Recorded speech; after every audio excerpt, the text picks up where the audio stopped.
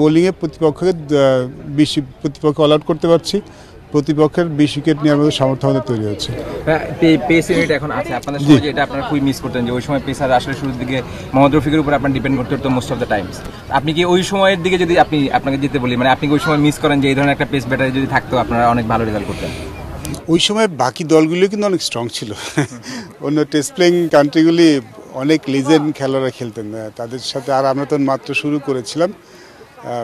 আমাদের দলটাও যে খুব খারাপ ছিল তা বলবো না, ডেফিনেটলি এখনকার পেস ব্যাটারিটা অনেক স্ট্রং। তখন আমাদের যেহেতু পেস বোলিং অত স্ট্রং ছিল না, আমাদের দুজন সিম বোলার নিয়ে খেলতে হয়েছে। তার মধ্যে মাশরাফিকেও সবসময় টেস্টে পাইনি ইনজুরির কারণে, সো ভুগতে তো হয়েছে ডেফিনেটলি।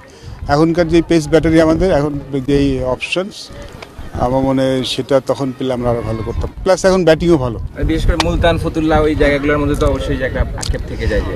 মুলতানে মাশরাফিকে অনেক মিস করেছে, আমি আর এখনো মনে চাই আমার, কারণ ওর ইনজুরি ম্যানেজমেন্ট করানোর জন্য ওই টেস্ট ম্যাচটা ওকে খেলানো হয়নি, বাট ওই ইজ ফিট, বাট ওর ম্যানেজমেন্ট করার জন্য খেলানো, যদি খেলতো আমার মনে হয় টেস্ট ম্যাচটা আমি জিততাম।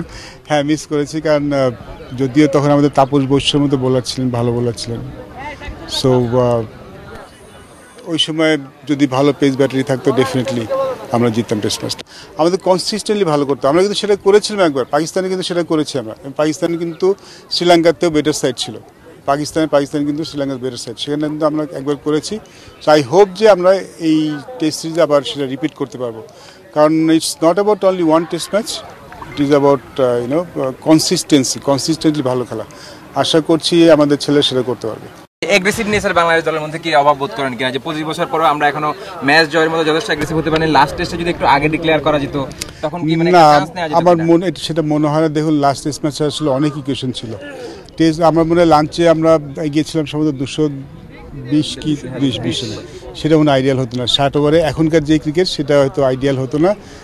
যদি 1.5 দিন থাকতো তাহলে হয়তো সেটা হতে পারতাম, আমরা হয়তো এই সময়টা করতে পারতাম। বাট ওই সময় অল আউট করা একটা দলকে একটু ডিফিকাল্ট, যদিও শেষের দিকে বল একটু ঘুরছিল। বাট যখন টার্গেটটা 60 ওভারে 200 রান 220 রান, খেলাটা কিন্তু ভিন্ন হতো।